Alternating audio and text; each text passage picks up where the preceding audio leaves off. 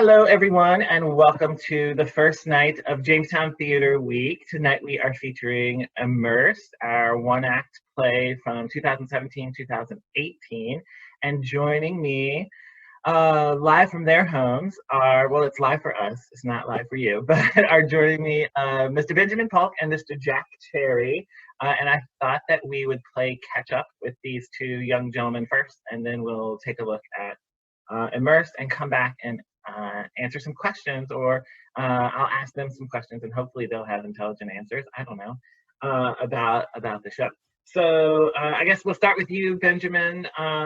What have you been up to since graduation last year? Alrighty. Well, since graduating, this fall and as much as spring as we got through, I was studying at Pace University in New York City. I'm in their BFA acting program. So it was a lot of fun. I got to do a lot of acting training. I got to hang out and act with a lot of other really cool, talented people. I got to be in New York City. It was an awesome time. I can't wait to go back. Very cool. And how about you, Jack? Since I graduated, I've moved out to Pittsburgh. I'm attending the Carnegie Mellon University School of Drama, where I'm also studying BFA in acting and making a lot of good friends, meeting a lot of new crazy people, and doing a lot of cool work. Yeah. Fantastic. What has been keeping you busy during quarantine, Jack? I've been doing a little bit of writing. Trying to remain creative throughout, and school is done now. Zoom University is over. So since I've been trying to keep myself creative and not dying of boredom here, I've been writing a little bit. I'm currently writing a play. I'm being a little self-reflective about everything that's going on. Watching and studying a lot of old films, because I'm also I'm declaring a minor in film studies next semester. So I'm trying to catch up on some old obscure ones that I've never seen before. And out of that, I have two buddies from school. And out of our boredom and our need to sort of express and be creative, we made a little podcast on YouTube that, feel free to watch it. Feel free to watch it. It's fun. It's called Tell Me When to Stop. We're just a bunch of goofy dudes who have this addiction to film, and we constantly talk about that, film news, review some old films, as well as new stuff that's coming out through streaming platforms. Because a couple of new things, despite the theaters being closed, we're still able to catch a couple of new works coming out. But yeah. Fantastic. We'll definitely put a link below. I feel like an influencer or something. We'll definitely put a link below to the podcast. Also, I think it's really it's been interesting, eye-opening, even to me, who's someone who loves the arts, about how in this world that we live in now, possibly more than other world crises in the past, how we've really been able to fall back on the arts. The arts have kept us doing exactly what we're supposed to be doing, and that's staying at home. Where would we be in all this without Netflix and cable TV and podcasts and Apple Music? None of those are endorsing this, but it's been really interesting to see how artists have been come to the forefront, I guess, during this pandemic. Yeah. Ben, what's kept you busy during the quarantine? Honestly, it just a lot of schoolwork. I was doing a lot of scenes on Zoom. My school just ended this past week when this is being filmed. So but other than that, I watched all of Oz, which it was a 6-season TV show. So that was a nice time commitment. I've just been hanging out with the family. I've been writing some music as much as I can with some friends back from school. I'm talking to a couple different friends about the possibility of doing a couple different shows on Zoom over the summer, just to keep us busy and just to have something to do and something for family and friends to watch. So, I mean, I guess stay tuned for some of that. I'm not sure. I have a This Is Our Youth in the works, kind of. So we'll see how that all ends up. That's cool. So exciting. Have you found your peers in your acting programs how have they been more or less receptive to this like environmental change than your professors? Either one of you, both of you, like have the professors adapted well to this? Are they making the best of it, or is it like, Urgh. Mine did. I'm gonna say that we really did absolutely the best work that we could through the platform. I mean, for my final, we had everybody who was in the like our whole class of 2023, a bunch of professors and some upperclassmen that usually would have been able to see it in person on a Zoom call, and everybody else would turn off their screens, and then we did our scenes live just over Zoom. And I mean, that kind of went the same for everything. Movement, having much more space to do yoga for movement class is lovely. How about you, Jack? How have your professors and peers adapted? Similar to what Ben was saying about his we did something similar. We have this this tradition of play projects for our finals for acting class. We do something similar, but we have 3 separate acting classes out of the whole freshman acting and musical theater company. And each class does a different play, and we each were assigned scenes to a certain play. So we did ours from Gruesome Playground Injuries. And yeah, I love that play. Great play. It was fun. It's been hard. I think the one thing we all took away is that we definitely have this pining to go back and have face-to-face work and hands-on course instruction, because I think that there have definitely been people I've talked to, friends who have struggled a little bit doing this virtually, struggling to keep inspiration or keep focus or presentness to a screen all day long. But we were blessed with the faculty that we have, with our professors, with our dean, who's been more than helpful and more than inspirational to keep us just artistically progressive is the word I'm going to use, to keep optimistic about everything that's going on so far. They were the reason I kind of was able to get up in the morning. So hats off to them. Thank you for everything that they've done. But yeah, absolutely. Yay, higher education. We're rehearsing a Zoom play right now that's going to show on Thursday night of this week. And like from the perspective as a director, like it's really been eye-opening to me how much, and I always knew this, but I don't know how to adapt in this circumstance, how much the like time off stage and the time right before rehearsal and the time right after rehearsal, like how much that matters and how that's really hard to honor in this platform. You know, like the 5 or 10 minutes before I'm ready to start, usually in the auditorium or in my theater classroom, are like where relationships are formed and questions are asked. Same at the end, you know, you can come up to me at the end of rehearsal and ask a question that maybe you didn't want to ask in front of everybody, or you can reflect with somebody, and all of a sudden when rehearsal's over, I push end and it's done. And that like community part is hard to replicate, and it's hard for me to like accept responsibility for, I think, because like I created a place where that was supposed to be, and now this place isn't that. And then I also have this like adrenaline when I'm on the screen. Like I'm very cognizant of the time, much more so than I am in regular rehearsal.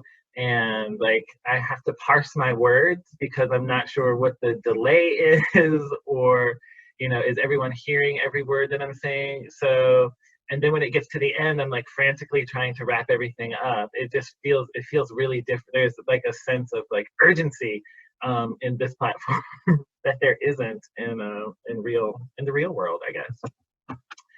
But we're going to show you Immersed, and then we're going to talk about Immersed. So here is the published copy of Immersed. Get excited. I'm going to Yay! I'm going to set the show up for you, audience, by just giving a really quick read out to everybody who was in the cast. So on the dedication page, I dedicate this one to my friend Teresa. Shout out Teresa. But also shout out to these students. So this was the cast: Kayla, Annabelle, Jack, Lexi, Tori, Chris, Ariadne, Monica, Jacob, Benjamin, Ben, Justin, John, Jakia, Emily, Garen, Peyton, Rory, Bella, Ryan, Haley, Aiden, Trisha, Lauren, and the amazing Devin Hill as the stage manager. So the play takes place in Great Depression, North Carolina, and we hope you will enjoy Immersed. Here you go. All right, so ladies and gentlemen, Jamestown High School proudly presents Immersed. Woo!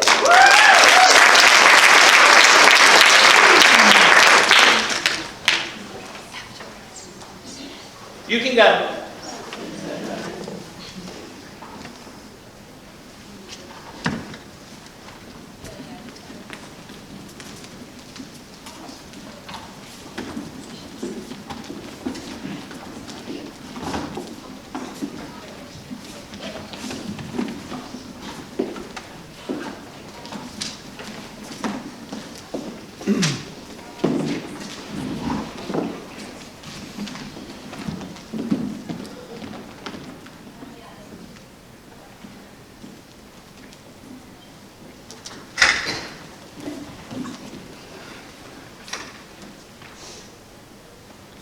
As I went down in the river to pray, studying about that good old way, and who shall wear the starry crown? Good Lord, show me the way.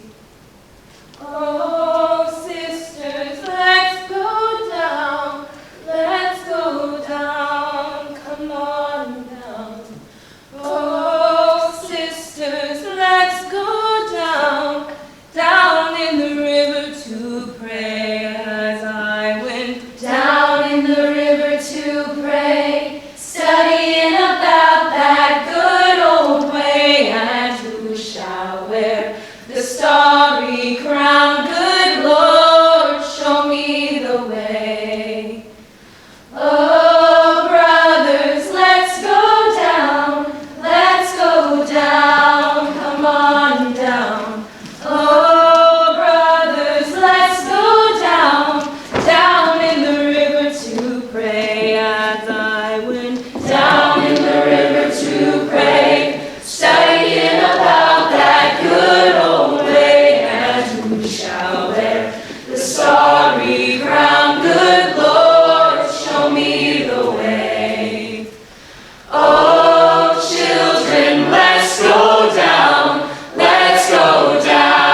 come on down. Oh, children, let's go down in the river to pray. As I went down in the river to pray, studying about that good old way, and who shall wear the starry crown? Good Lord, show me the way. Oh, sinners, let's go down, come on down. Oh, sinners, let's go down in the river to pray. Brothers and sisters, please join me in extending the right hand of fellowship to these sinners, turned saints. For they are no longer your children or mine, but they are our brothers and sisters in our journey to heaven. Today, their wickedness is gone and they have been washed white as snow.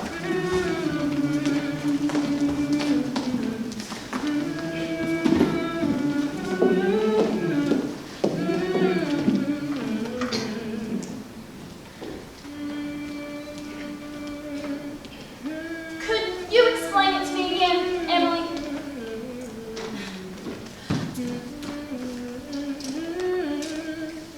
Could ya?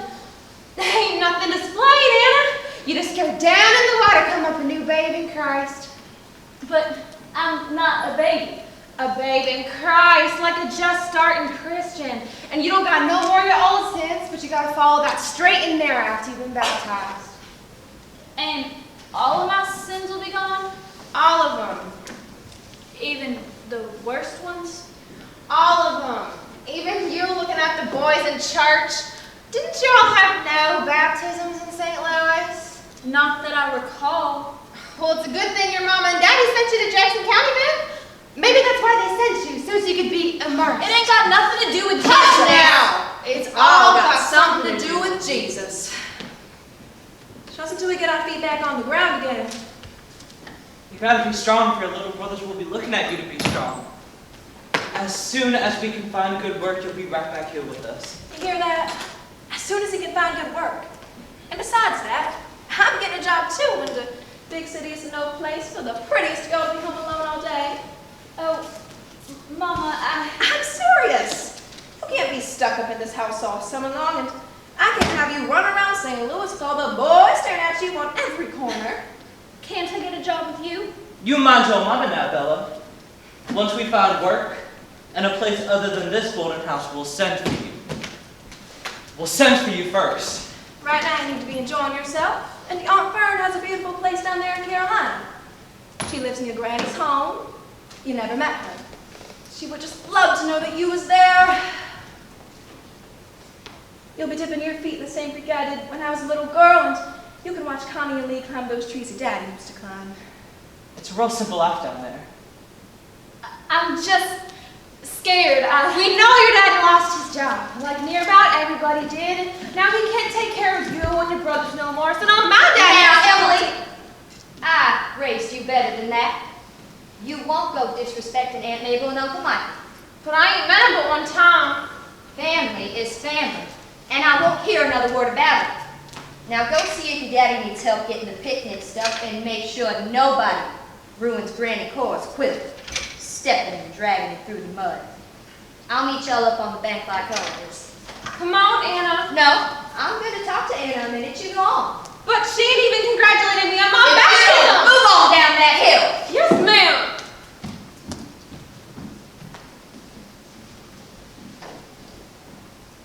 What's this for? Dry your eyes. Don't want anybody seeing you crying today. They'll think the devil done got a hold of you.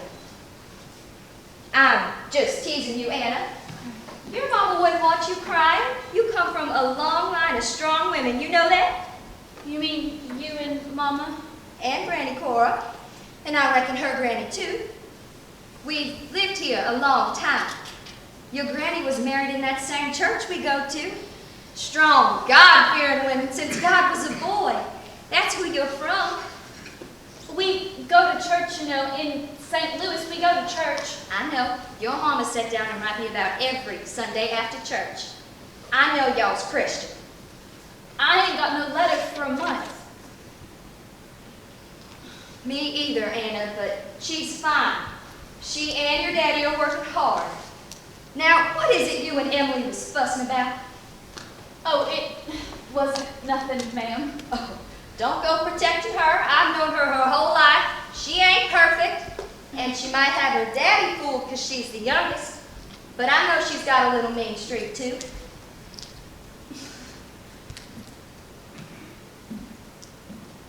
Like cat piss on a July morning. Oh, and you know it, too. Now, out with it, or it ain't going to get any better for you and her. Well, she was just trying to explain this baptism thing, and I don't really understand. Well, there ain't nothing to understand. You go down in the water a sinner and come up a saint. Like Jesus and John the Baptist. Like Jesus and John the Baptist, only Jesus went down a saint too. Well, my mama always said I was baptized in St. Louis. I remember her writing about it. She was real proud, but it ain't nothing I understand. Your mama went down in that same river there when she was about your age, I say 15. She and all the same year's children went down together that same summer. Same year's children? It's something we say. All the same year's children are born in 1 year, and well,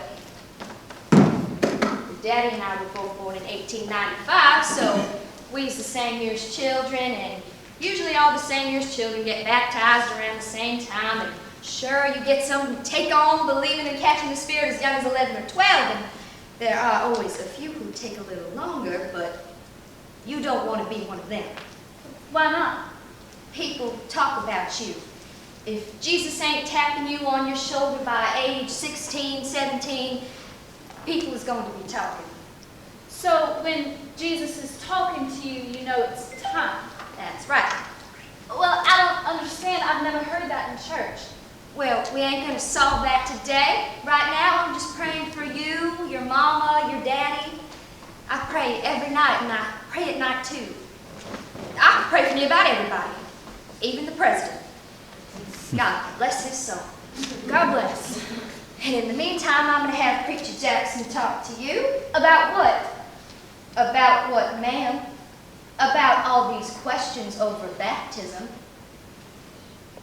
Well, I don't want to take up his time or nothing. It ain't taking up no time. Jesus says, bring the children unto me, right?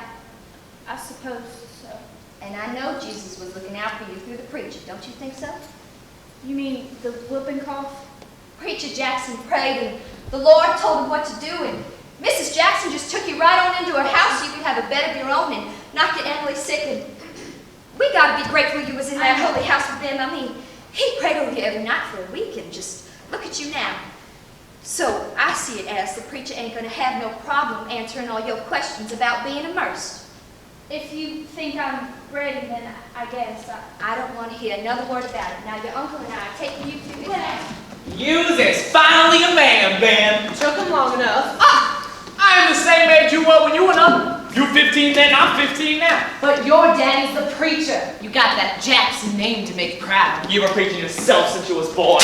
You got that right. Hey, come on, I ain't never been no preacher. You practically got the whole Bible memorized. You have the bus schedule and Riley memorized. Hey, me too. Ain't nothing wrong with that. Ain't nothing too right about it either. He's gonna leave his family as soon as he can. And you too, I guess. Sure. As soon as we both get our certificate from the school. And when we know there's work. That too. That too. Why leave when you know there's always work on a farm? Oh, hey. Now I ain't mad because they leaving. I mean, I ain't gonna go to college sometime, but they just run them away. Ain't nothing doing here. We ain't running away, going to opportunity. Look at you using that big new word you learned from Miss Starr. You got a sparkle in your eye for that, teacher. That's your opportunity. Ain't got no sparkle for the teacher.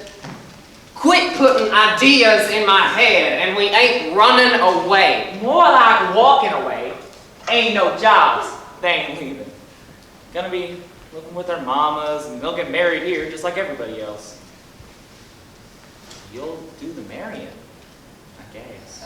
Now Pa says no good preacher does any marrying until he's married himself. And that makes sense to me. You see, they say there's plenty of pretty girls living near that preacher's college in Johnson City. And they're signing up like they're going to be missionaries, but really, they're just looking for a strong, handsome preacher to marry. And what if they see a short, skinny, mama's boy preacher? I am going to kill you! Boys! Is everything all right down here? Yes, sir. We're just patting your son on the back for finally going under. Well, we'd all do well remembering our own baptism on days like these. Instead of... We'll settle down. Sir. I don't need to remind any of you, least of all my own son, that our community is looking for our young men to lead us going forward. These are rough times, boys. And we need good Christian soldiers to lead the way. Nobody needs to be reminded. Right? No, sir. Very well. There's your lunch. There'll be plenty of time for fishing later. Thank you, sir. Thank you, Mr. Jackson. Yeah, can I have a minute?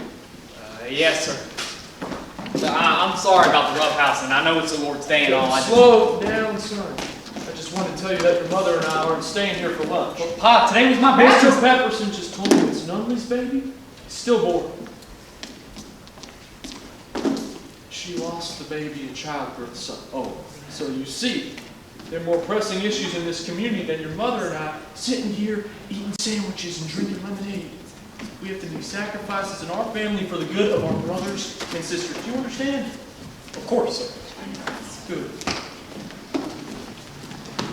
And don't forget to bless the food. Dear God in heaven, Creator of the earth, Master of the universe, please bless this food. Bless it for the nourishment and strength of our spirits and bodies. Bless it to the fruitfulness of your kingdom.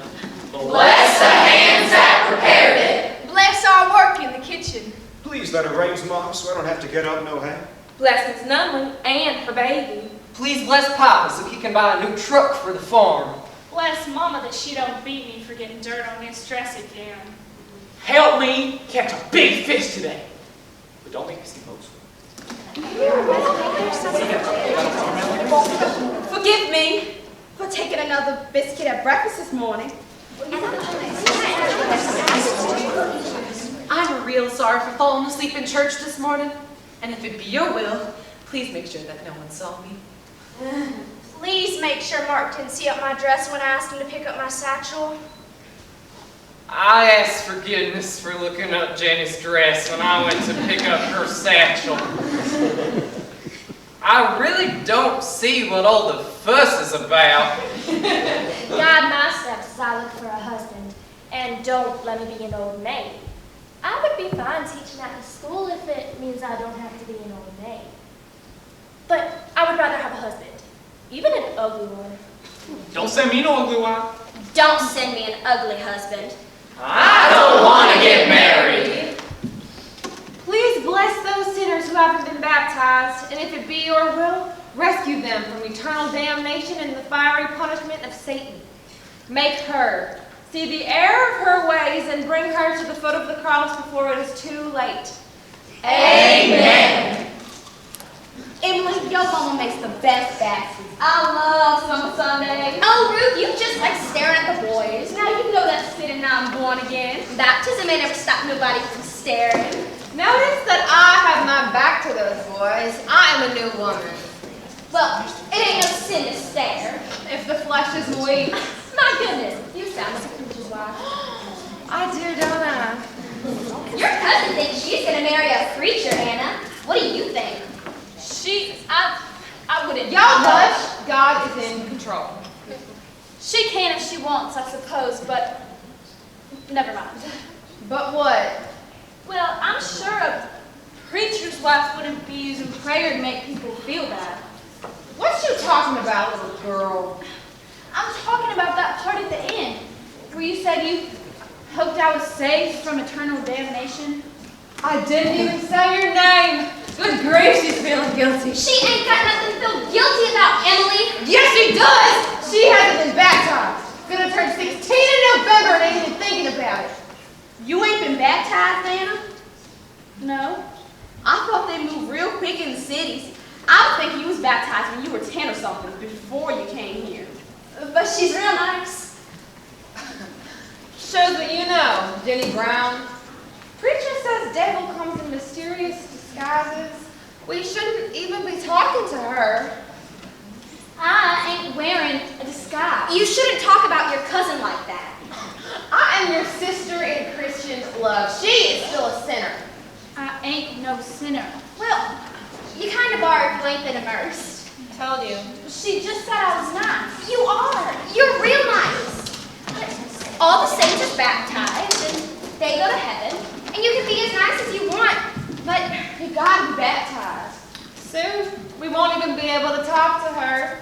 She's 15 and ain't even thinking about it. Shows what you know. I was just talking to your mom about it after church. What was you saying? She's gonna have the preacher talk to me. Praise the Lord, she's gonna tell him that she wants to be baptized. Oh, I knew you wasn't a sinner. I do love you, Anna.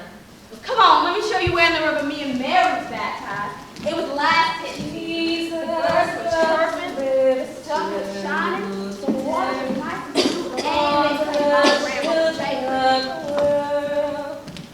red and yellow, black and white, they are precious in His sight. Jesus loves the little children of the world.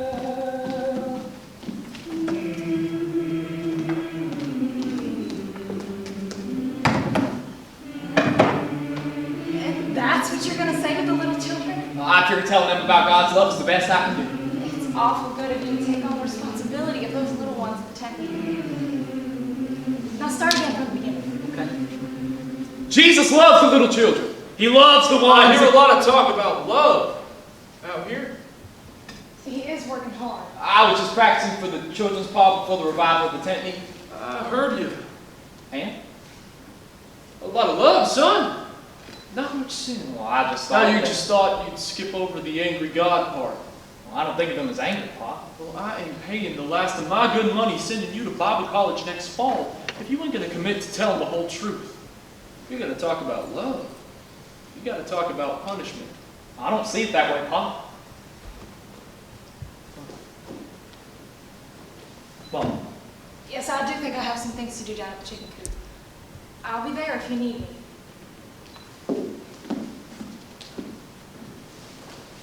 Remember, you are on the same side. Mom! That's it. I've said my piece. Chickens are becoming, I am becoming. What's this about, son? What? What? What we always see eye to eye about this. But we don't have to. All right. Wide is the path, narrow is the gate. Out with it. Is God punishing us? Us. Is there something that you're going with that? Us, like all of us. Some people ain't got nothing. Miss Nunley's baby died because they're poor, I reckon. Billy's pa died of the gorge last year, and Mark says there's a farm over by the 7 paths with the cows ain't delivering no milk. And, well, are all those people being punished? I like to think that... Don't think about it, son. Read about it. Romans 6:23. The wages of sin is death? Yes!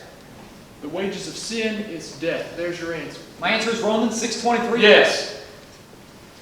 Mrs. Nunley's husband don't ever come to church, and the wages of his sin is that baby's death.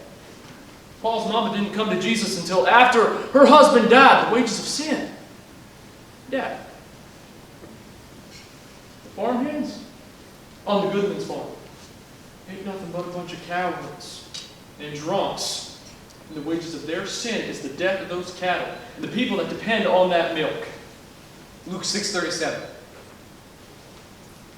Do not judge, for you too shall be judged. I don't need you quoting the Bible to me, son. You mind your I'm place. sorry, Papa. We've all fallen short of the glory of God. But we, you and me, have been forgiven. What will wash away your sin? Nothing but the blood of Jesus. What will make you whole again? Nothing but the blood of Jesus. There's your answer. We have been forgiven. And that's it? Boy! You are trying me. We have been forgiven, so we can cheat, we can steal? But we are not going to do those things. Because we know better. But we could is all that I'm saying. Just because you went down in the water 30 years ago means that you can do whatever you want and all is forgiven?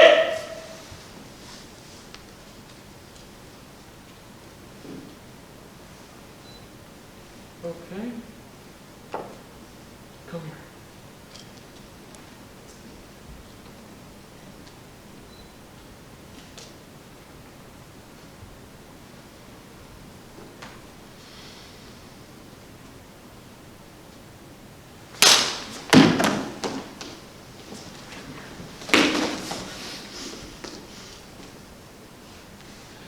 All is forgiven.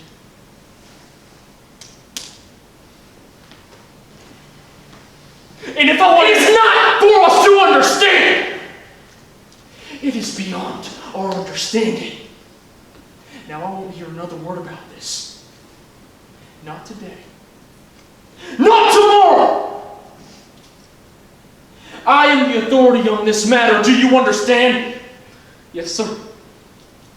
Now you go out there and you do your chores and you thank God as you do. Yes, sir.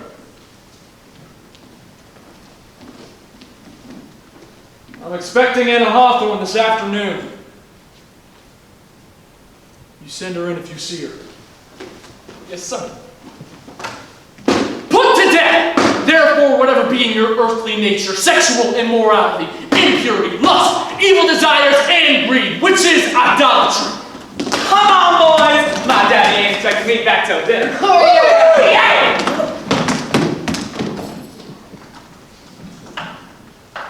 The preacher's gonna take you down in the water. And sometimes he gets real into it and goes all the way down. And then he's gonna need some help getting back up. And you need some sort of white shawl or something. The preacher's wife will make it for you if you don't have one. Anna, your apron's looking tight on you. Your aunt's been feeding you well. Don't get fat before you get baptized. Gluttony is a sin too. And even you have to admit, Anne, it was nice to be away from the grown-ups for an afternoon. Your mom and pa are always watching so close. Yours too, and yours and yours. Everybody's, not just mine. Especially yours. Really, Paul? Let's jump in here.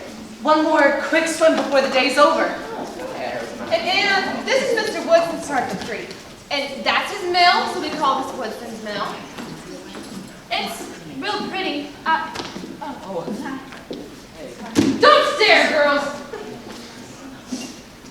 Y'all know you shouldn't be up here. And why not? We got just as much right to be up here as you do.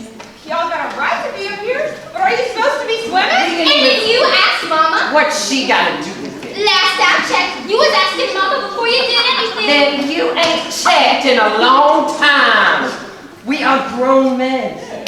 All evidence to the contrary. Hey!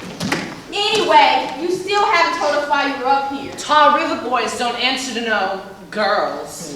Tall River boys? I thought you was men. Hey, come on now. This probably don't belong to none of us, and we just got here. We got it right. And where else have y'all been? Yes!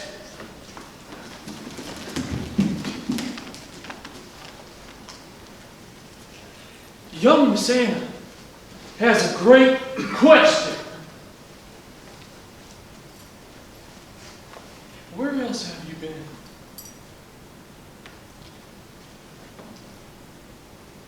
I said, where else have you been? We just got here. They was here before us. We ain't gone no further than this.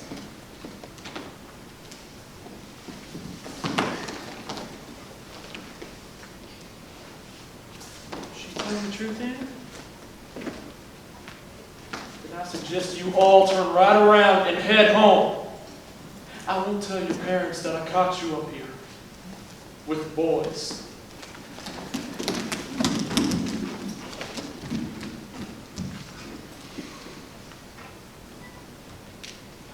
Boys, you understand what this all looks like to me. Okay, nothing happens. We just got here looking around. Don't it, Paul? Yes, sir. Please don't tell my parents! Really? And why is that? I mean, if you didn't do anything wrong, why should I keep a secret from them? I mean, they trust me to look after you and your shortcomings. We didn't do anything wrong. We just went to where the creek splits in the river. That's all.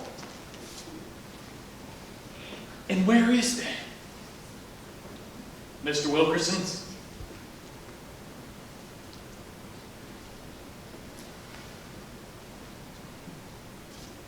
You boys head on home.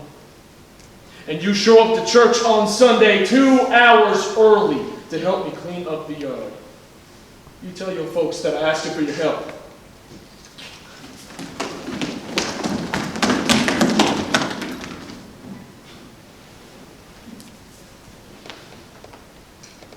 I expect more from my own son.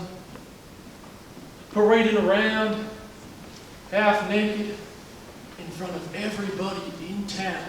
Your mother. Look, we wasn't half naked, and if the girls hadn't been. If you have been what you said you was. You said you was going to the store to buy some penny candy, and then I get to the store and ain't nobody seen you. Since altar call this morning, ain't nobody seen anything. That part of the creek belongs to Mr. Wilkerson. He ain't a church-going man. Is that how you judge everyone? He does a lot for the orphanage, always giving them corn and fruit from his orchard. And how do you know what he does? Well, I've been going down there and helping him pick and deliver stuff.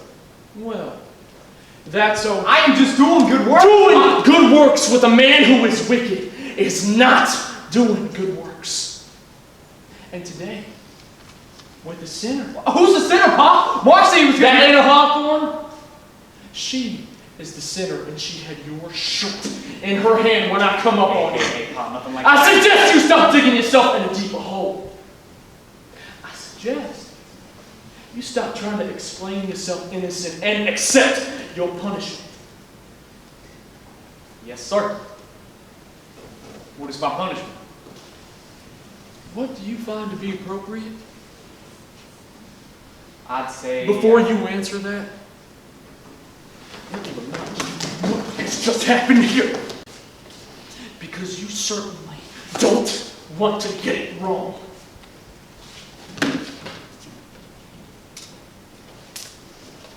We have us here a son who has lied to his father about where he will be on Sunday afternoon, presumably stolen a nickel which his father worked very hard for. And he's caught practically fornicating with both girls and boys.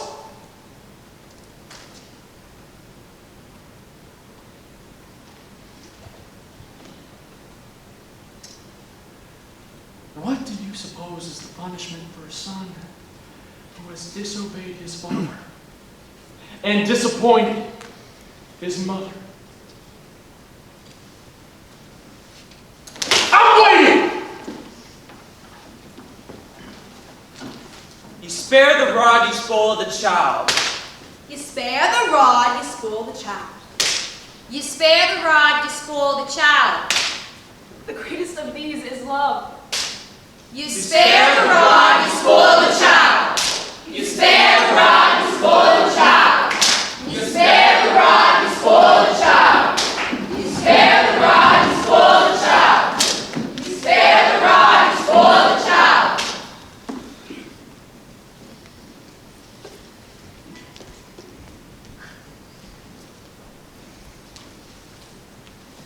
I came to see your pa. My aunt sent me. You were supposed to come 2 weeks ago. I know, I just got distracted. Distracted, huh? I'm real sorry. Well, he's going to Louisburg for the day, but I'll tell him he finally came by. Oh, no, that's all right. Well, what do you need him for anyway? Are you going to finally be baptized? Oh, you picked a great time of year. There's something special about coming forward at the tent meeting. Well, why is that? Well, everybody who comes to church all year goes to the tent meetings. You get to go forward in front of everybody in the county. It's special. Well, I just had some questions, but just forget it. Well, I could help you. You think? Well, I have lived the preacher my whole life, and I do intend on becoming one myself someday, so... Are you sure? Yeah. Well, I wrote my questions down. Why? So I don't forget. Oh. Where'd you get the paper? School ain't in. Well, I went down to the schoolhouse anyway, and the star helped me pin them down. Oh, she couldn't answer herself. She said your pa gets real mad when unqualified people try to answer, so I just... What is this supposed to say? Well, I'm pretty sure I was baptized already in St. Louis. Well, you don't know for sure? You would definitely remember. Well, my mom always told me I was a baby. Nope, that don't count. You gotta be fully immersed. That's called a sprinkling, and it don't count. Says who? My dad, for one. And this second one, what do you mean by that? And what he says goes? You just listen to everything he says? Well, I've learned that is best. He's very well respected. Everybody listens to my dad. Well, I don't get it. What makes him so special? He does a lot for the community. Remember how sick you were when you had whooping cough and y'all brought you down I here? remember. Well, yeah, it's stuff like that. He's very well respected.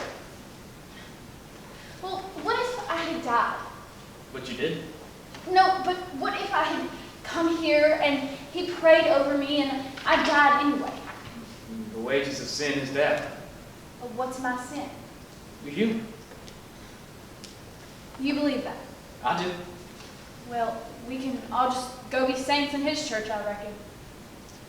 The church is a hospital for sinners, not a museum for saints.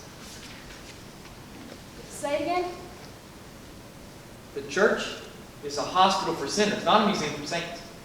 Well, that's convenient too. I mean, the church absolves everyone of sin. No, not the church. Your father? Not him, God. So, God just forgives all sin? Yeah. Big ones too? Yeah, well, sin doesn't really have a size.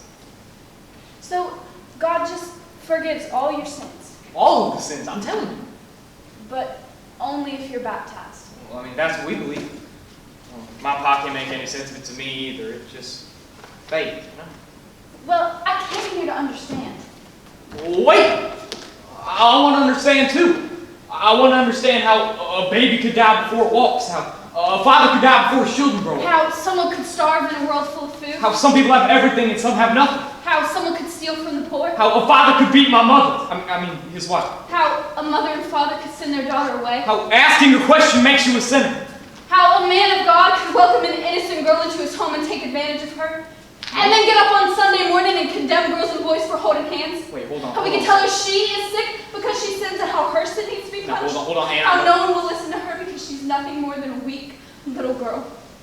How he could rip the clothes off a sick girl in the middle of the night. Right under the nose of his wife and son.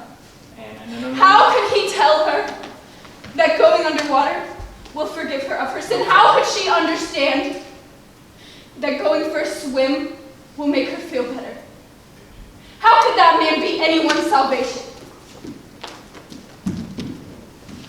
Shall we gather by the river, the beautiful, beautiful river? Brothers and sisters, we have all fallen short. Every single person in the sound of my voice, everyone touched by the light of the August sun or under the shade of God's mighty oak tree is a sinner at heart. But there's a difference between you and me. I have been forgiven. I have been absolved. And that little seed of doubt in you is just a demon. That little voice telling you not to listen is a demon. Let your demons be taken away. For until you do, you are a dark spot in this community, and I will not tolerate it.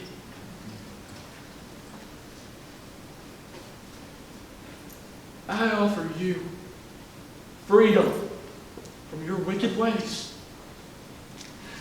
We can take you right down to the river today! Today. Oh, bless her. Thank you. Oh, Anna. Saints be praised. Saints be praised.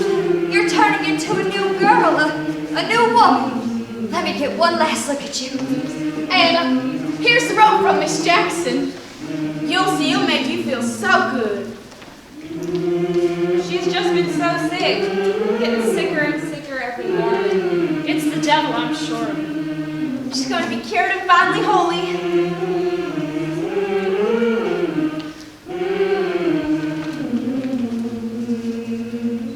You can't do this.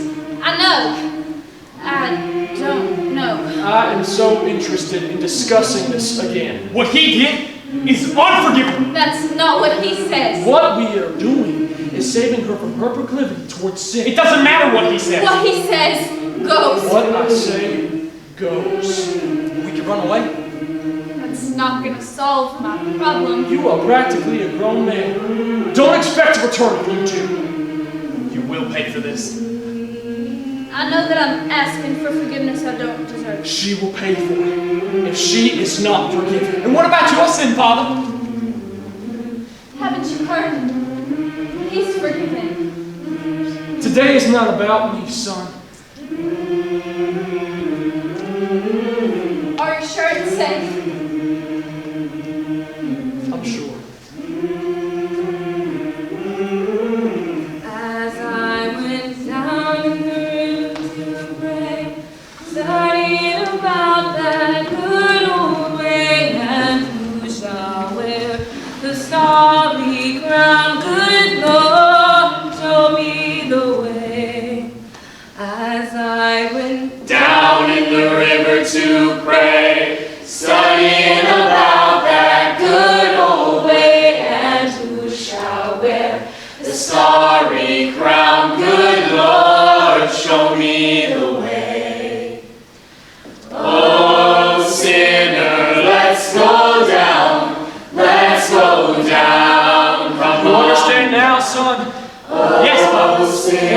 let's go down. Oh. Down in the river too, down in the river too, down in the river too. Pray.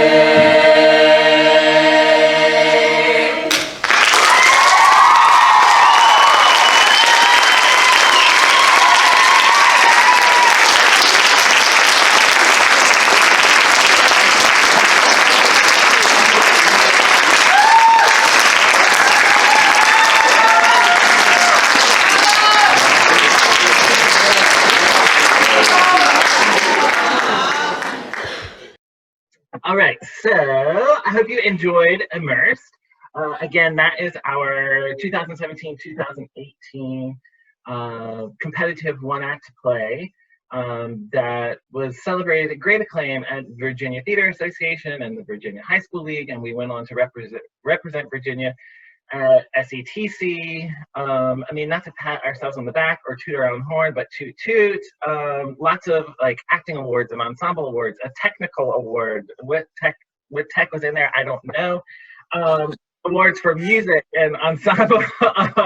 So lots of different, you know, accolades for this particular play.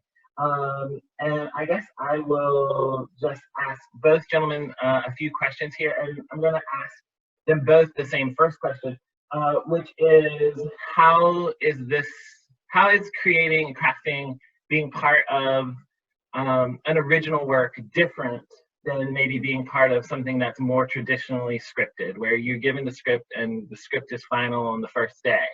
So I want to start with you, Ben. Is that all right? How is this this experience different? Well, this is one of the best experiences with a show that I've ever had. This was the first time that I had ever crafted a character, like originated the character, and it was so wonderful to get to grow with the character throughout plot changes, line changes. I mean, I remember early on in the process, we didn't know how the show ended, so it was really cool. It was just it was an awesome process. It felt so creatively fulfilling.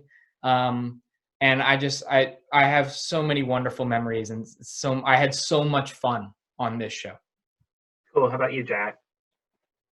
Yeah, I second exactly everything that Ben just said. And I will say it was the first time for me as well, kind of crafting and building a character from the ground up. There's something also incredibly terrifying about that, because without any past performances or past research that you can do on something, because this had never been done by anybody before, it requires you to take a little bit more risks than you're used to for something that you're more comfortable in, like a traditional show that is well known among high schools. So that was the first time a lot of us had to get comfortable in taking risks, making choices, and creating little character signatures or character gestures that we didn't know would work to an audience. That was the scary thing, not knowing the entire time what the audience would think of this, just the reception of that. But otherwise, it was probably one of the most fulfilling moments I've had as an actor. It was fantastic, as well as tackling such a serious subject matter with this show. I was worried, like, since they've already watched it, that like we had this for like, hello, welcome, and they end it like, okay. Smelling faces.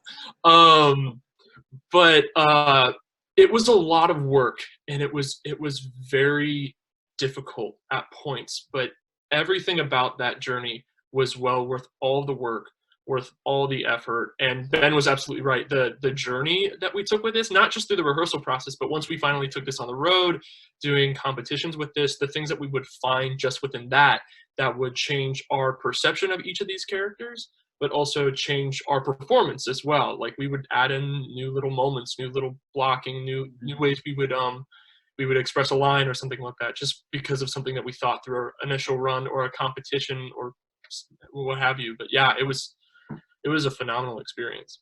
Yeah, real quick, Jack said something that made me think of it. Like, it was so scary. because we had no idea what anybody was going to think. Like, we knew it was good, but would they think it was good? And while it was scary, I don't know if you shared this experience, but that was the most free I had felt on stage up at that point, because I knew that regardless of what whatever the audience thought, I was happy with the character that I had created. You know, the character, and all the work that I'd done.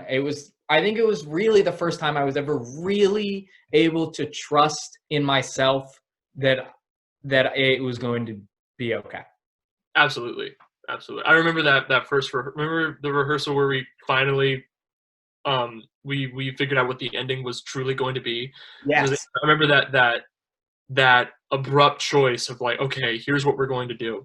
And I think that was definitely the moment when we all kind of looked at each other like, okay, this is going to be something special. And a serious moment to take a look back on everything that we've done so far. Yeah, same. I'm just getting goosebumps thinking about it. Thinking about like what we've done so far and how that helped us and our perceptions of ourselves as artists, as well as perceptions of the work itself. But yeah.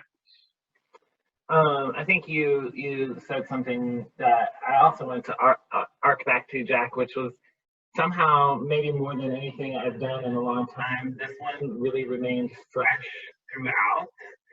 And like, I don't know if you remember, but it's emblazoned in my mind when we were in Mobile at SETC, we were waiting outside of the theater before we went in, and we ran the picnic scene outside, and like, it was just awesome.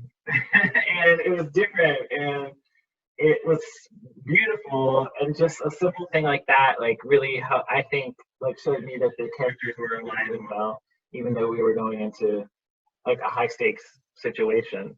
So I wanted to talk a second about the slap, if we could, for a moment. The slap heard around the world many, many times. And that wasn't part of the original play. You know, that blocking wasn't indicated. Not much blocking was in that first draft of Immersed. And one day, you know, at rehearsal, these two gentlemen were talking about something, I didn't know what, and then, you know, they brought up this idea of, hey, I want to slap him, and he's okay with it. So maybe you guys could like talk about like your conversations a little bit about how that evolved throughout the work. Do you want to take this one first, or do you want me to take this one first? I think you should take it first, since you were the receptee of the slap. Yeah. 76 times. Yeah, it's so it was actually to save Jack from being looked at as a jerk who likes to smack people. It was my idea, and the reason it came out is because Jack and I were, I believe, you working on the first scene on stage, and so Jack and I were in the theater room working on that first conflict scene. And something just didn't feel, we felt like something was missing. Yeah. And so we just kind of, we were doing different things. We were hitting different line reads. And then I think that it just came about that I was like, what if you slap me? Mm-hmm. And no, it definitely came from, we were running it over and over and over again, and the scene just progressively built, and it was brilliant how it just built and built and built, and all this tension. And the one thing I think we were missing was the final sort of like crack of in this tension that people are just kind of like sitting on the edges, just kind of feeling uncomfortable of where this was going. And I think there was a certain line that we looked at, and I thought in my head, I don't think him, as like the nature of this character and as the nature of the kind of father he is, would let his son, is like, why would he let his son kind of get away with that without any kind of punishment? And it's so weird saying out loud. But yeah, Ben looks at me, he's like, why don't you slap me? And I go, that would make sense. That would make sense in relation to this. And so I remember we proposed that idea to Mr. Stoner, like, can I slap him during this? And he's like, sure, maybe. And then afterwards, like, okay, cool, we're gonna try this and this blocking through this rehearsal. And I remember looking at Ben going, all right, so how do you want to do this? Do you want to like turn this way and then I just kind of like go it and you fall to the ground or something? And Ben just looks at me and goes like, dude, just do it. Just I'm like, you sure? I'm like, yeah, just go for it. And from then on, it was just this real cutting that, like, yeah, the sound that slapped the was it you called it the sound that slap heard around the world. I've heard around the world. Yeah, it was just this loud crack of a slap, and I think at that moment we realized, like, yeah, that's gonna work. And sorry for Ben's face. Look, man, look, hey, I'm not gonna trust that we were gonna be able to hit a nap every time. You know, I don't have faith. I just didn't have that kind of faith in myself, and I knew I could take one or two. You know, and I think that it was really, I think another reason that it came about is because you had created this environment, and you do in everything that you direct, Stone, that if we have an idea, we shouldn't feel weird about coming and talking to you about it. And I feel like that show, especially because we were all working on it together and it was all like being melded by everybody, that it didn't even seem like it wasn't even a second thought. Like once we were like, okay, you want to do this? Like, okay, yeah, we'll go ask them. Yeah, it's this comfortable environment in which we have the choice to make choices on our own and be free, but also controlled enough, especially when talking about such a dark subject such as child abuse, that we were comfortable to make choices that, though kind of harsh and kind of scary, made sense within the confines of these characters and with the topic of this show. And we were so fortunate to have such a comfortable environment to go that far and take those risks, especially with the risk like that with physical contact. But yeah. Yeah, I think this one, like, for lots of reasons, but more so than a lot, like, it really, the essence of the story remained the same, but the inner workings of it did change quite a bit. Like, I have some pictures of the first ending when we had that blue fabric and the light and the, like, it's just, that was just like completely different. So when someone says, like, how does this work? How did you get there? I think it really was a team effort, number one. And number two, like, these, for the audience, like, these characters were written for these actors. So, like, I had their voices in my head when I was writing the show. So it's not like based on like Jack being a mean person or like, you know, Ben being this questioning young man.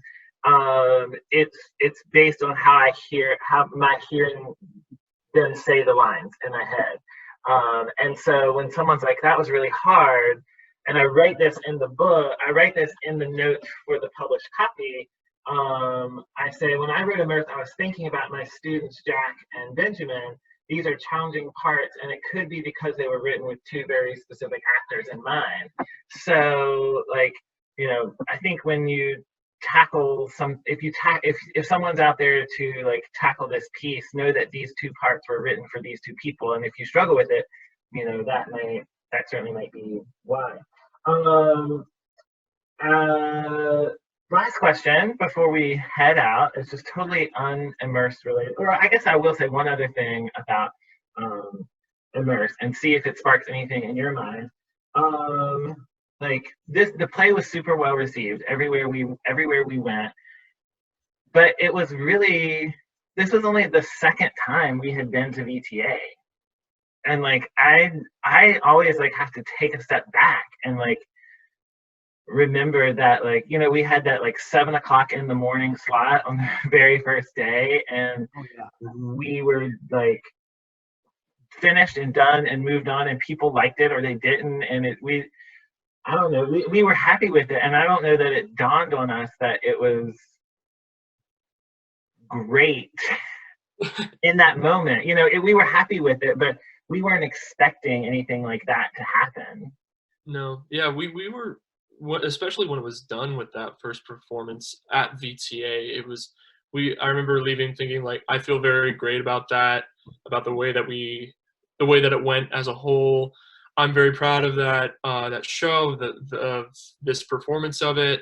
I've always felt very comfortable with this script because I've always had so much admiration for the script, and that's it. We'll just let it be what it is. And then later in the conference, to figure out that it just kind of had this huge uproar, it was honestly kind of confusing because we weren't really used to that kind of reception. We weren't used to those kind of words coming at us. So once we reached the end of the week and we still have people talking to us about, I've had friends, because we took this later on to SETC, so people from states across the southeast of the country. I have a friend at the school. She's a stage management major, DP. She saw it there, and she still references it to me. And I go, "Wow, I was not expecting that." Yeah. Yeah, my college roommate saw the show at SETC.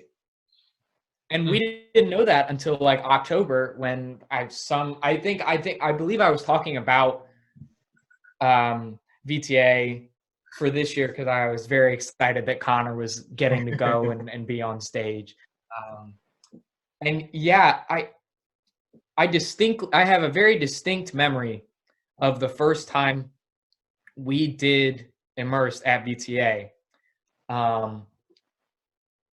At the end, after the drowning, on that last pray, I like getting goosebumps thinking about it. Like, the audience froze for a second, yeah, and then erupted, and that was a terrifying moment. That moment of silence. And also, like, I think I knew that we had something special when we got off stage from the slap scene, because there was palpable tension in that room, and it was a big room. Yeah, you could cut that silence with a knife, because they were all just kind of still, like. Yeah, no, and that was another cool thing about the slap, is that it was palpable, cuttable tension, and then it got smashed. Yeah. By that very loud sound. Mm-hmm. And it was so weird, because we had people, when we went for the happening, we had people asking us about Immersed and talking to us about Immersed, and it had been a full year. Mm-hmm. Do you remember those people in the? I'm sorry, my bad. No, you go ahead. Ben, do you remember those people in the mall?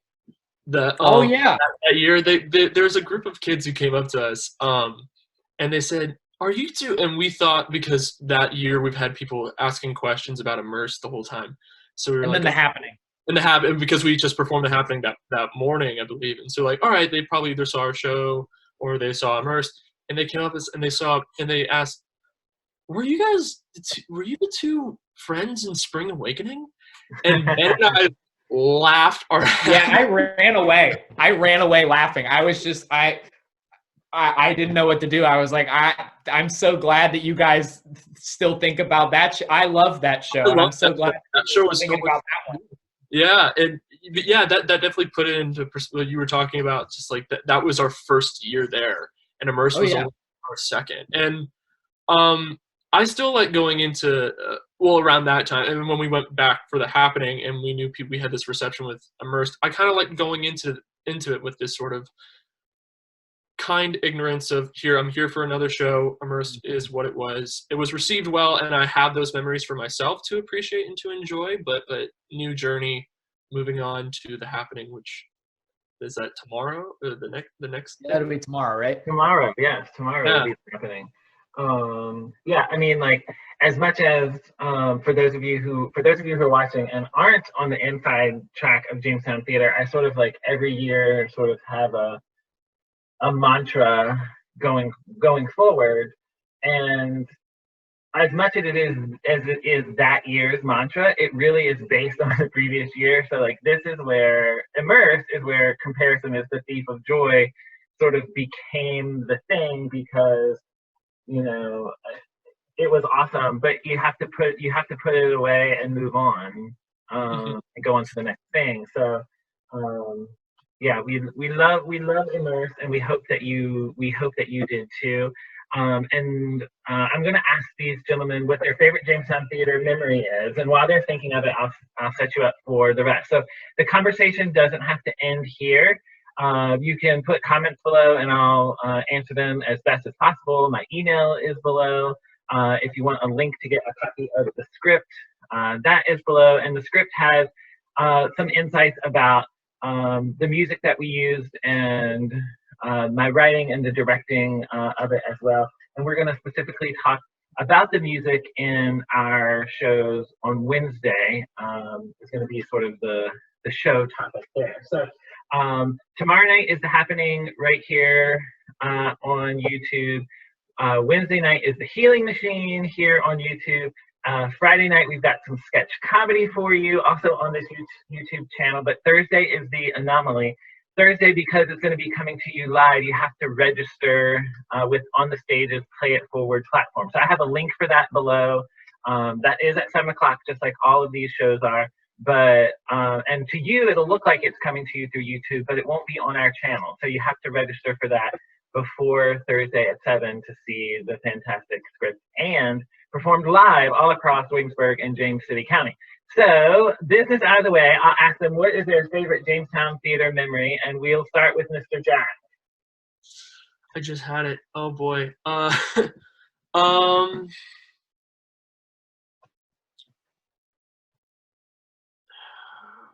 I would like to shout out every time. Ben and I always shared a hug after almost every performance of every show that we've done. Then I remember all this, especially after VTA and SETC performances. We always shared a really sweet hug and a sweet little talk beforehand. There was, God.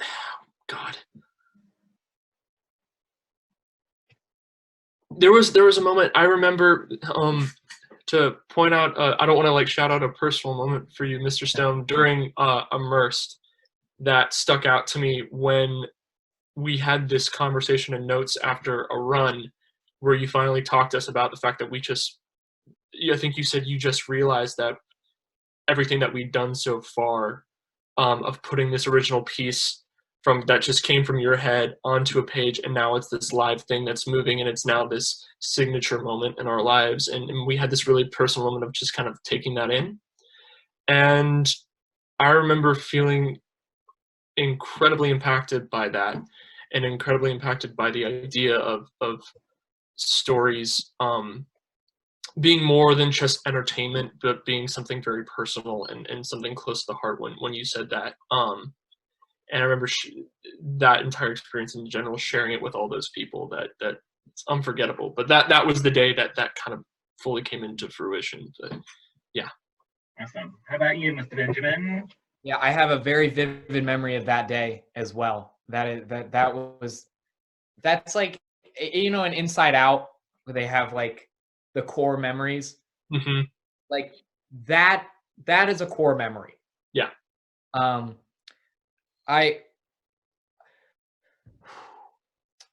You know, just on like a personal, like my personal favorite Jamestown memory, I was so happy. I never felt like more triumphant than when I could not cry on stage. I just couldn't do it.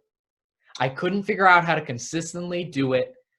And then we had and then during the happening, I want to say it was like 2 weeks before our first performance.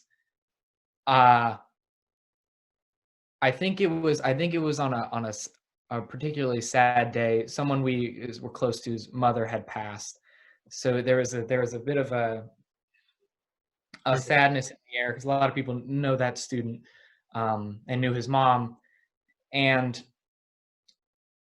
it clicked, and I got it, and then everybody came up, we had a big group hug, and after we ran through the show, even though it had been such a sad day, everybody felt a little bit better, and that's what theater can do, and that's why theater is amazing, and that's why I would recommend everybody just try it once. Try your hand at directing, stage managing, light booth, sound booth, acting, dancing, singing. Oh boy. You can't moments like that. That's what theater does. Yeah. Remember that hug we had to hold during that rehearsal?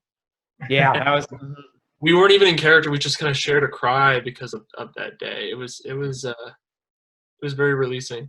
But also shout out I just wrote about this in this the essay that I'm writing for Stone about because we have to just tack on a little bit of newsies. I see the poster in the background. Remember the first rehearsal / meeting when it was just all the guys, Mm-hmm.